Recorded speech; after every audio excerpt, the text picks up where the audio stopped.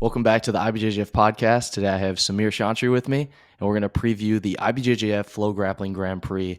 This event goes down this Friday, March 3rd, exclusively on Flograppling. Samir, thanks for being here. Of course, always a pleasure. This is going to be a really, really fun event to break down. We've got the women's heavyweight GP, the male lightweight GP, three incredible super fights, including a special rules super fight with Tainan and Izak that I think everyone is really stoked about. Let's start with the female heavyweight GP. We've got 14 world titles between these four competitors, which is pretty insane. We've got five-time world champion Natalie De Jesus returning to competition for this GP. We've got Ana Carolina Vieira, 5 world titles, Andressa Sintra, 3 world titles, and Melissa Stricker, 1 world title. How crazy is it that there's 14 world titles between these athletes? That just shows the level of the tournament, like the level of the GP. It's amazing. It just shows how high level that is. 14 world title between 4 athletes. That's crazy. And that's just in the gi. If we include their no-gi world titles, the number goes up. Yeah, absolutely. Yeah. Man, it's amazing. It's amazing. It's such a high level GP. Hard to make predictions. uh, uh, two athletes in particular with 5 world title each of them, including Natalie with a absolute title, open class title. So it's definitely going to be very interesting at this GP. It's going to be interesting matches. The comeback of Natalie. That's something that we all want to see. So man, I'm excited for this one. See how that's gonna go. Let's dive into Natalie's comeback a little bit more because I believe her last major black belt major championship was the 2019 Worlds, where she did win gold, double gold, but she hasn't competed much since then. I know she's had a baby, she's had some personal things going on with her gym in Texas, Yeah. and just took some time off of competition. She did return to the Austin Open in 2022, won the absolute division, looked great. But what do you think about Natalie returning to competition, and what do you expect to see from her in this event? Natalia is still she's still young, So coming back at a young age is always something that's not very hard to manage. But yeah, she has for school. She had her baby, so things like that always, of course, plays into it. But I think Natalia has what it takes to make a nice comeback, to make a good comeback. She showed that in the last tournament. She won open class, so and if you think too, like for somebody that has won world's open class, like you don't you don't forget jiu-jitsu, Yeah. it's just such a high level that she was at, that coming back she prepares well. I don't see her disappointing anyone in that tournament. Yeah, it's going to be really exciting to watch Natalie. I'm also really excited to watch Anna come back to competition. She won her 5th world title, 2022, looked incredible, got a submission in the final last year at the Worlds. And Anna's done really well in the open class, too. I believe at the 2021 Pens, she defeated Gabriele Pisani in the semifinal, ended up taking second to Yara Suarez that year in the open class, but she's always shown that she competes very well, both in her weight class and in the open class.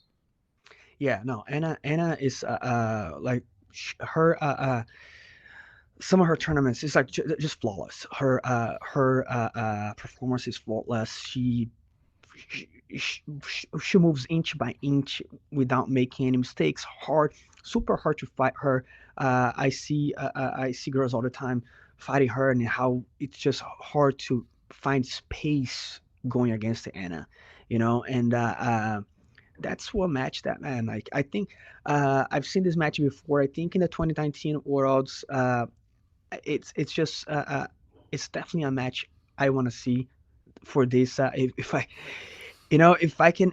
can have if I have a wish for this tournament, for this women's GP, that's the match that I want to see. Natalie and Anna, I think it'll be an amazing match, man. It'll be clash of styles. Um, Natiali's guard against Anna's passing. That's something that uh, it could definitely put on a show for us.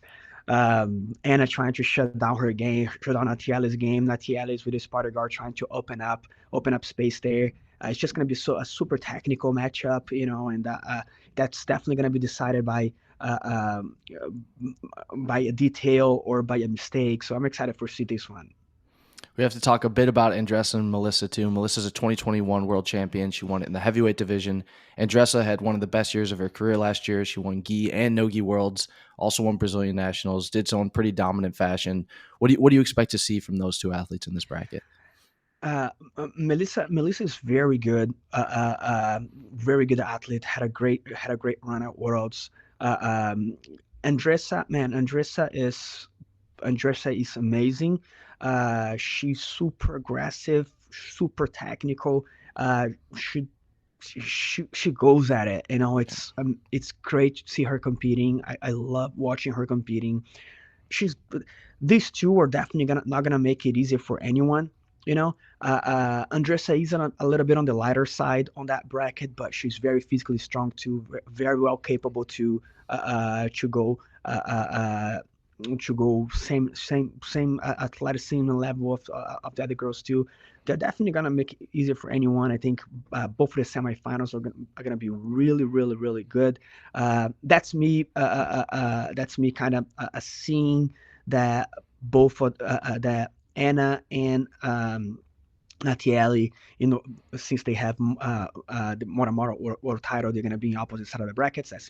That's me predicts that. I'm not 100% sure, but if that's the case, I do think anything can go. I do think both of the semifinals are going to be very tough. My prediction, considering the amount of world title, the amount of and how I think fights are going to play out, I do see Anna and Atiali going to the finals.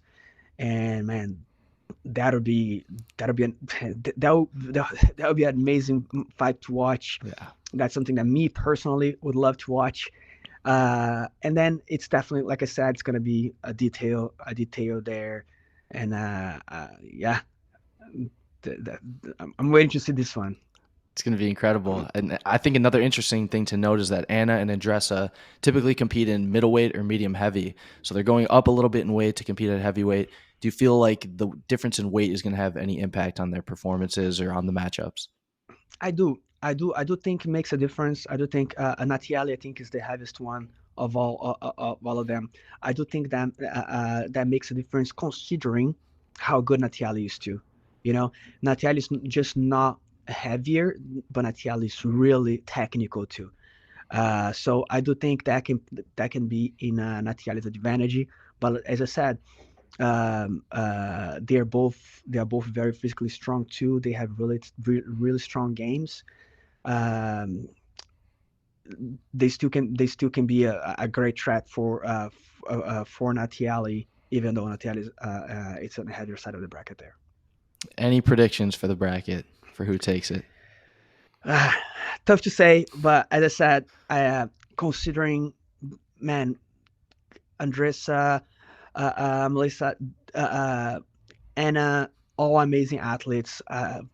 Anna, don't even need to talk much about her. Her title speaks for the own and how dominant she is. Uh, but I think if Natiali comes back the way that we are used to see Natiali, I think Natiali wins it. Um, I think it's all going to depend that, in my opinion, it's how Natiali comes back. If Natiali doesn't come back on top of her game, I think I'll go with Anna. Yeah, I think I'm going to go with Anna just based on the fact that she's been a bit more active recently than Nachieli, and she did really well in the PAN's 2021 Open class, which is the last time we saw her compete in the Open. Yeah, yeah, I do think it's gonna be between them. Like I said, if Natalie comes back on top of her game, I'll go with her. If not, if you don't see her in the same way that she showed us how she's capable to compete at, I'll go with Anna too.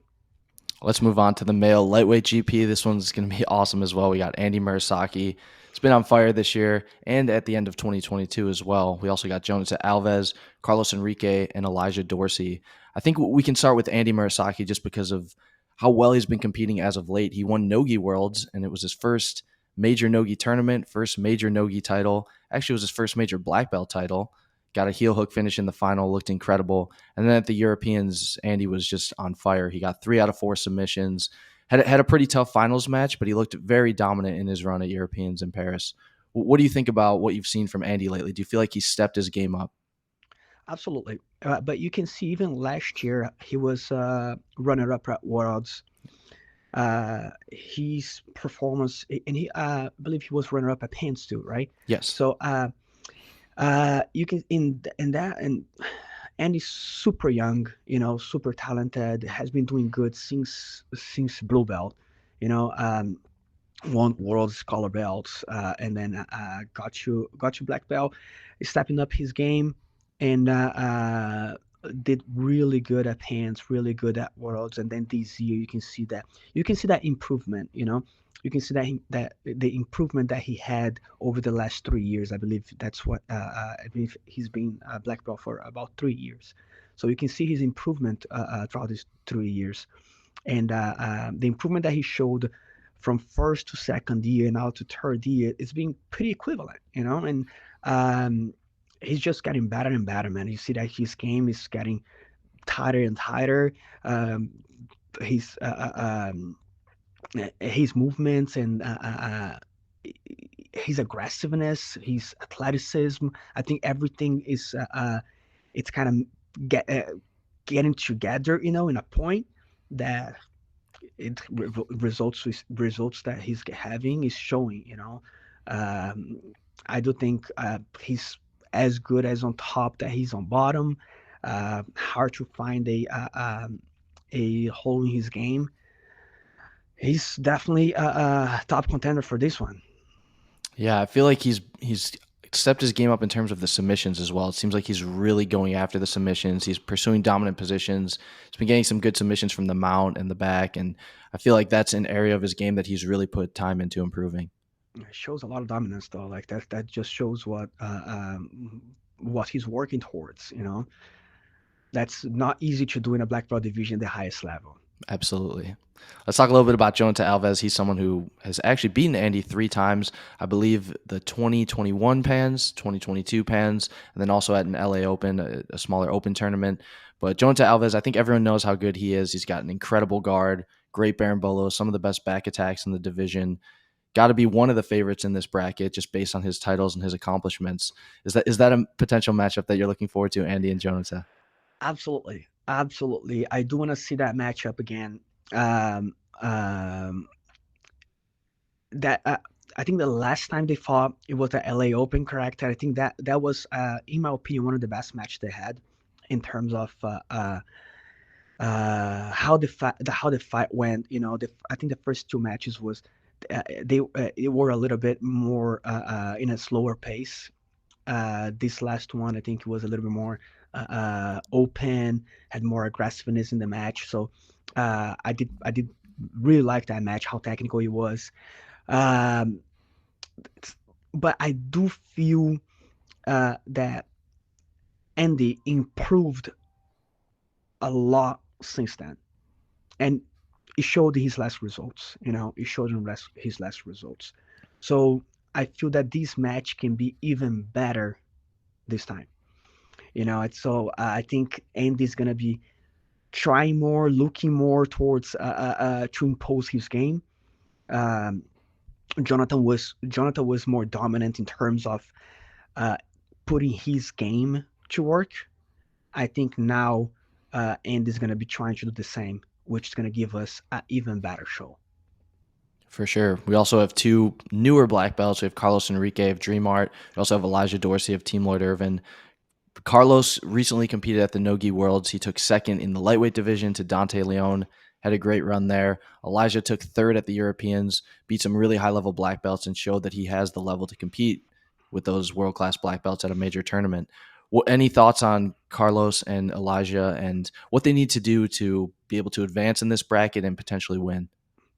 So that is one thing that I'll tell you, that I don't think they are. I do think actually they are already doing, and I think that's gonna be what they need to make sure they do is forget it's IBJJF GP forget that they're going against the best of the best in their division and just do their game, because both of them are amazing athletes. Both of them has shown already us that they are fully capable of jumping in that division on their first year as a black belt and do really good. They both have really good games. They both had what it takes to be there. They are there, So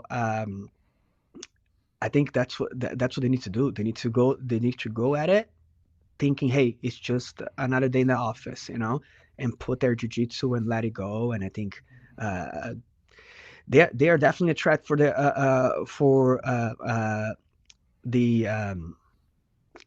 I'll say the number one and two seeds, very likely, right? So they're definitely a threat for that. They're definitely gonna put on a show. Both of them are young and hungry. I'm gonna, and need to show why they're there.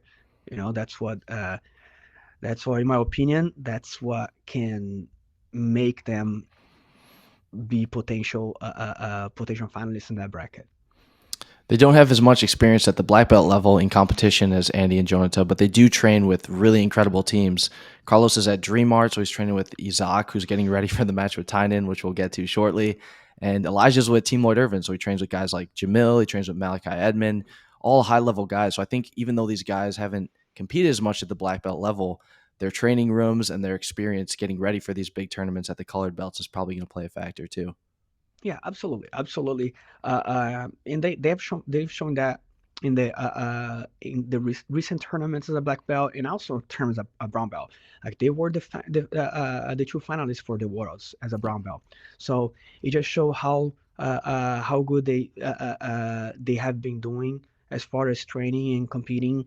We see within months as a black belt. Carlo was already a runner-up at No Gi Worlds. Um, um, Elijah was third place at Europeans, beating a lot of high level competitors. So they showed they showed that the level of the jiu-jitsu is there. So I believe if they go with a good mindset, they can definitely bring some heat to this tournament.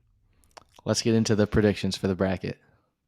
Um, I go with Andy and Jonathan in the finals. Hard to say. Okay, Jonathan has beat Andy 3 times. I do think he is really good on putting a right strategy for that moment. Last time he was able to impose his game and not let Andy um, play his game. But I just think the moment of Andy right now can play into these potential finals. I think the confidence that he has right now, how good he has been doing. I do not think I've seen Jonathan competing this year just yet. So uh, I might say Andy has a little bit of the advantage on this one. Just focus on the moment right now.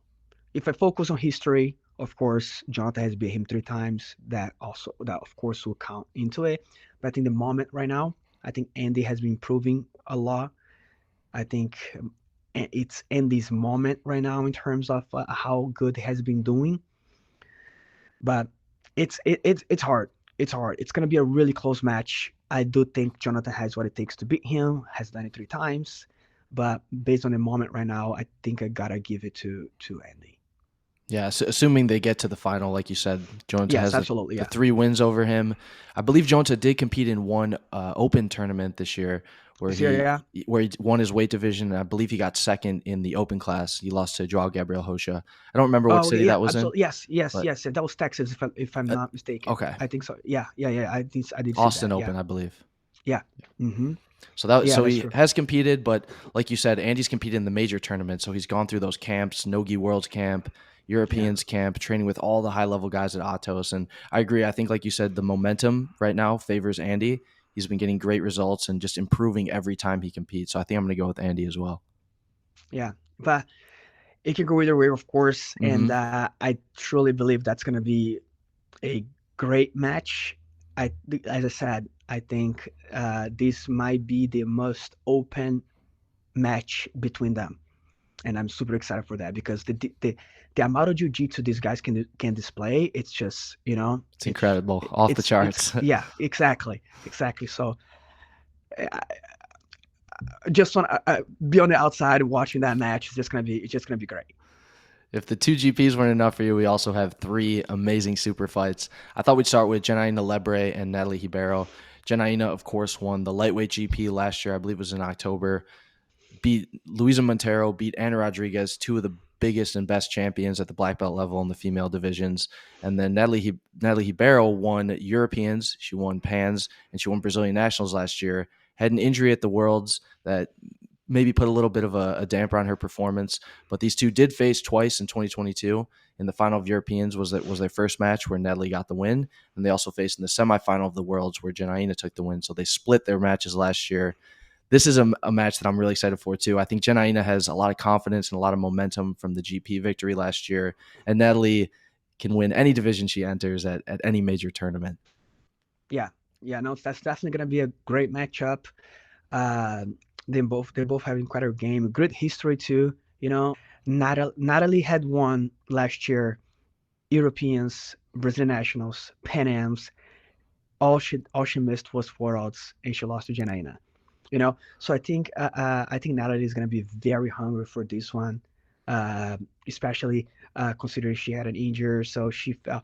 So she, I'll see that Janaina kind of threw cold water on Natalie plans, and she was just amazing last year, and then Janaina came out of that and won the GP. So Janina has an incredible momentum right now too. Off of that GP, her confidence level, it's all there. I think that's gonna be a great matchup, man. I think that's gonna be a great matchup. Uh, I'm very big fan of Natalie's guard. I'm really big fan of her guard. Like you said, she can win. She can win any division she enters. Her game is super super tight. But man, Chinaina is what she did at that. How like her will, how hungry she was at that GP, how much uh, uh, just without pressure she was. Like she was fighting the best of the best. It was some of the most experienced fighters in the game, and she just went there, did her thing, and amazingly well, So yeah, that's gonna be a great match, man. That's gonna be a great match. Super hard to try any predictions. Like I said, they are 1-1. Um, yeah, it's just yeah, it's gonna be a great one.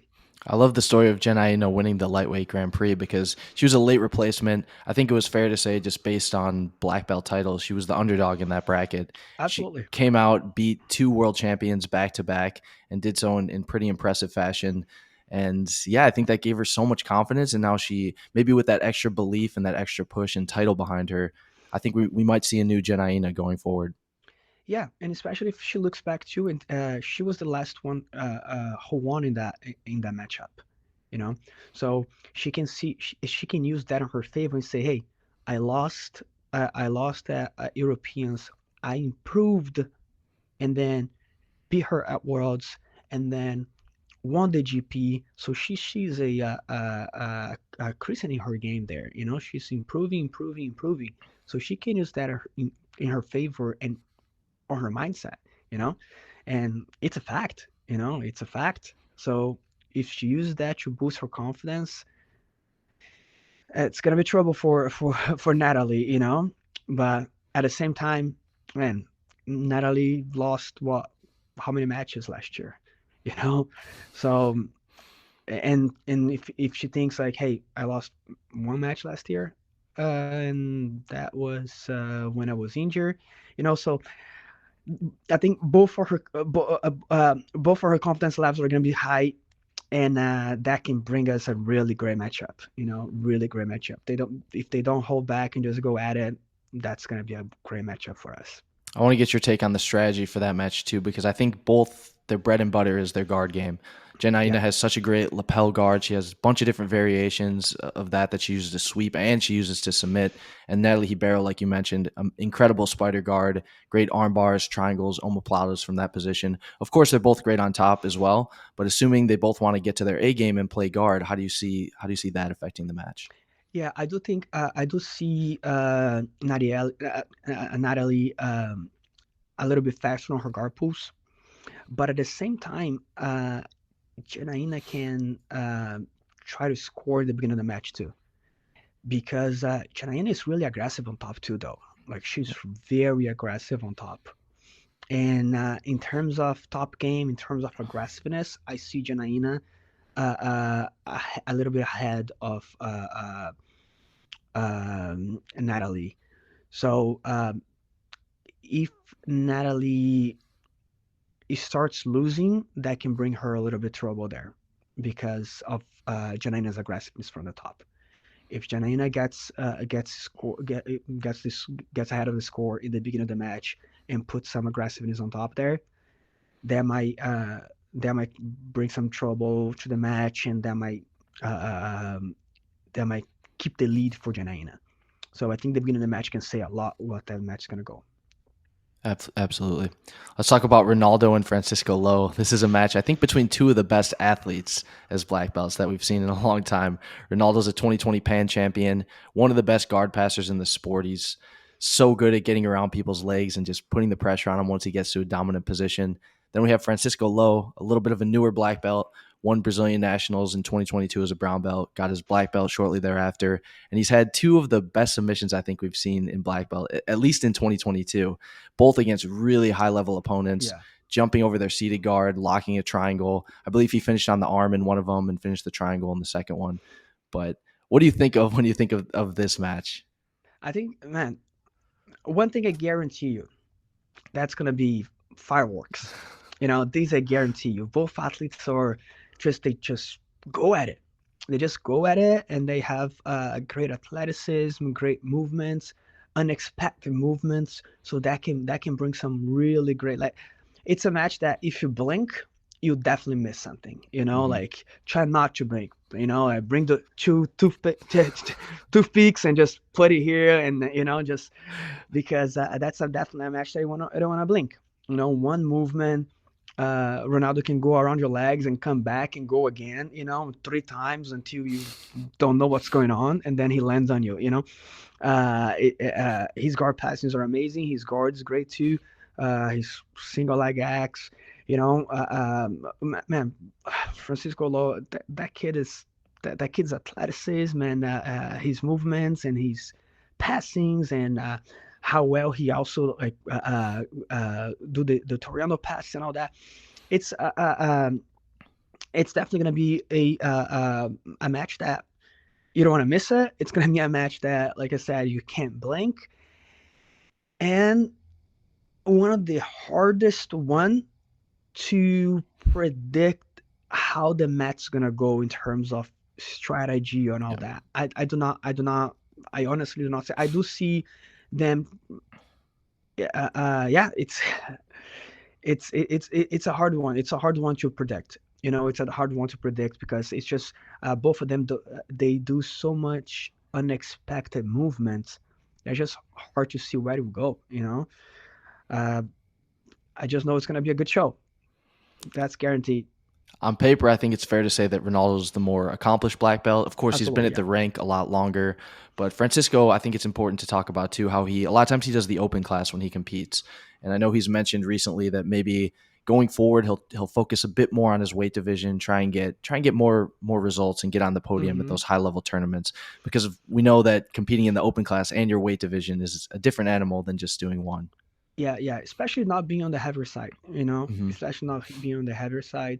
Um, he's middle heavy, right? Middle So heavy, yeah. middle heavy.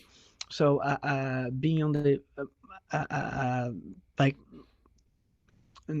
if you're ultra heavy, super heavy, then it's just another match. It still drains you, but when you're middle heavy, middleweight, and and on, it's definitely gonna drain you way more. So, and on this match, it's only one match. You know, Yeah. he puts on both of them. You know, both of them puts on a show in a whole tournament. You see them going to the finals and put on a show, semifinals and put on a show.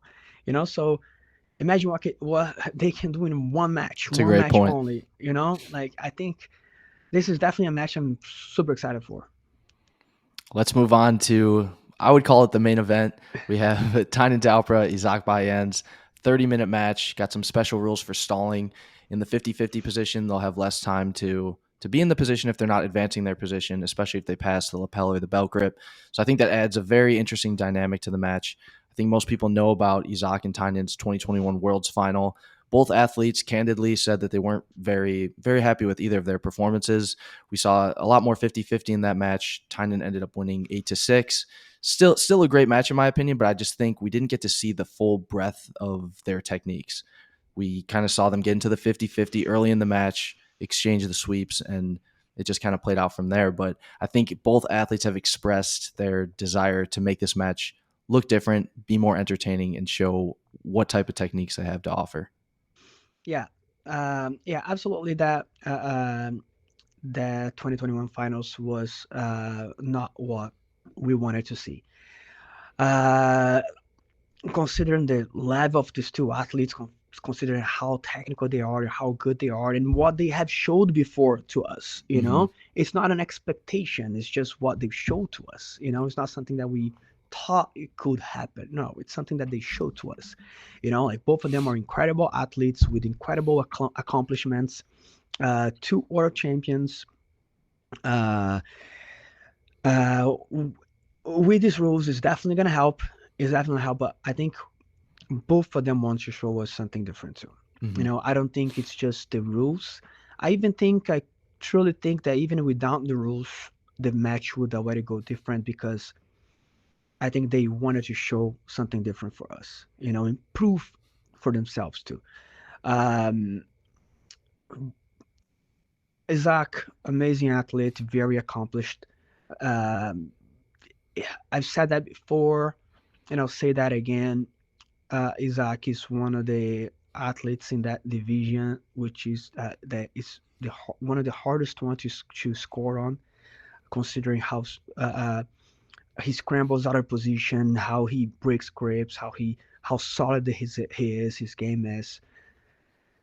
Tainan, in my opinion, is just in a complete different level right now. He may be showing that, but I think now showing that towards Izak, that's going to be something that's going to be a different challenge for him, in my opinion. You know, Showing that in the whole division, but considering how competitive, how good, and accomplished Izak is, and how hungry he's coming to this match too, considering he lost to Tainan. That's gonna be something that we all want to see. How dominant, how in a different level Tainan has been showing lately that he is. Now, hey, now let's see that against Zach, and I think this is gonna be incredible, man. I think this is gonna be amazing match. Hard to say where this is gonna go. I have my predictions. I do think Tynan's gonna start is gonna start trying to pulling guard and trying to work on his game to go on top. If he managed to stay on top with Isaac in a more not in a 50-50 position, or not in close guard, or not in a position where he's being trapped, I think he can do really good. But one thing is, putting Isaac on his back, it's not an easy task. No, not at all. It's not an easy task, being pulling guard on Isaac is already a hard task, because you pull guard, he already jumped 3 times. So just pulling guard is a hard task for him. Getting him in a position where you can set up a sweep, you can set up a dominant position, you know. So, but that's my prediction there. That I think, and I think Izak, he's gonna be trying to score in the beginning of the match, so he can stay on top in a more defensive way, and trying to play on Tanner's mistake, because Tainan is going to try to, if especially if he starts behind the score, he's going to be trying to push the pace and trying to get that sweep, try to be on top. And if Izak plays defensively there and try to capitalize of in any openings that Tainan may give, considering that he might be behind the score, that can be a really good advantage for Izak.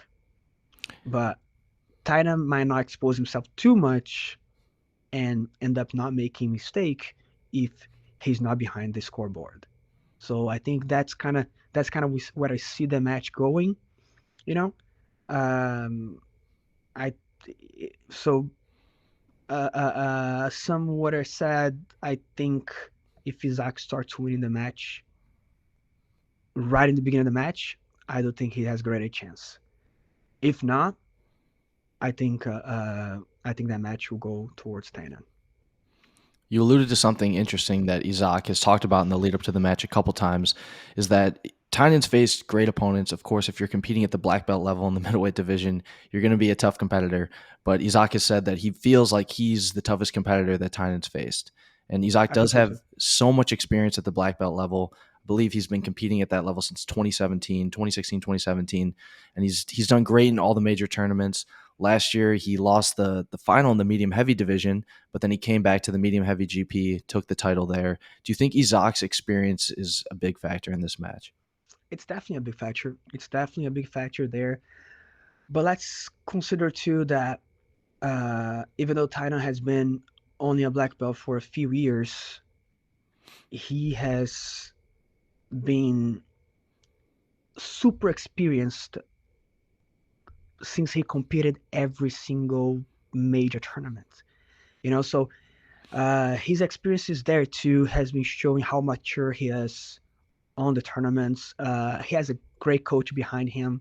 That it does seem like he does the strategies all according to Gi and Hafa, mostly Gi, right?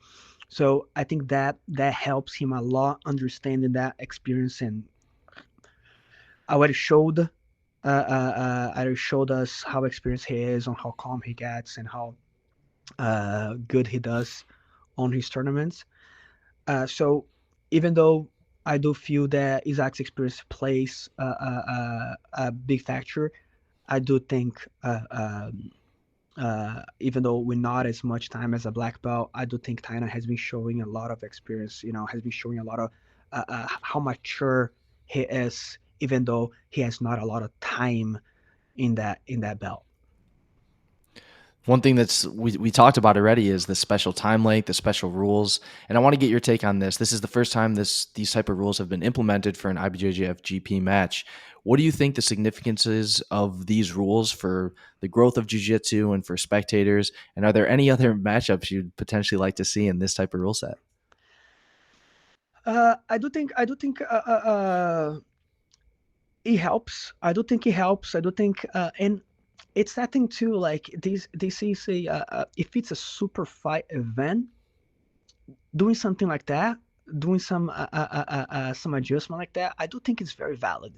You know, it's very valid. Uh, Another match in that card. Hey, we don't know that that's gonna happen yet. Okay, but if I could make it happen, if I could extract that from the GP and make it a super fight, another match that I wanted to see on that same exact rule set would be Jonathan Alves and Andy Murasaki. I think that matchup in that same rule set, I think that'll be interesting as well. Absolutely. Well, Samir, thank you so much for helping me break this down. This is one of the best cards in recent memory. It's going to be so exciting. We got so many incredible matchups and potential matchups. Do you have any final thoughts on the IBJJF Flograppling Grand Prix? Again, I'm super excited for this Grand Prix. I'm super happy BGF and Pro Grappling are doing this, and Man, it's another every time you see these GPs coming, it's just a huge step up for for jiu-jitsu, for our sport, for the professionalism of our sport. I appreciate it very much that this is happening. I'm glad to be here, helping you break down. And do not miss, guys. Do not miss because, like I said, one blink, you'll be missing out a lot. So I'm excited to watch it. I'll be definitely be watching this, and yeah, I can't wait. One blink in any of these matches, I think it's fair to say you could miss something important. Yep, yep. And you don't want that. You don't want that. Definitely. So if you guys want to watch the IBJJF Flow Grappling Grand Prix, it goes down this Friday, March 3rd. You can watch it exclusively on flowgrappling.com. Samir, thanks again. Thanks everyone for watching. We'll see you guys Thank you, soon. guys. Thank you, Danny. Take care.